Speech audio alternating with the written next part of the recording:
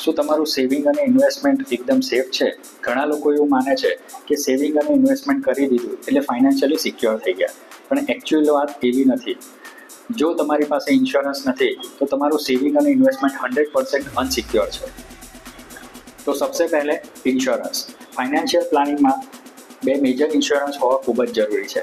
First, health insurance. જો તમે અને તમારા ફેમિલીનો તમારો પૂરતો હેલ્થ ઇન્સ્યોરન્સ ના હોય તો આજે જ લઈ લો, કારણ કે જ્યારે હોસ્પિટલના અચાનક એક્સપેન્સીસ જ્યારે આવે છે ત્યારે તમને ઇન્સ્યોરન્સ તમારું સેવિંગ બચાવે છે. Second is term insurance. ફેમિલીના અર્નિંગ પર્સનની એન્યુઅલ ઇન્કમના 15 થી 20 ગણા જેટલો ટર્મ ઇન્સ્યોરન્સ હોવો ખૂબ જ જરૂરી છે. ટર્મ ઇન્સ્યોરન્સ ખૂબ જ ઓછા પ્રીમિયમમાં 1 કરોડ જેટલું કવર આપે છે.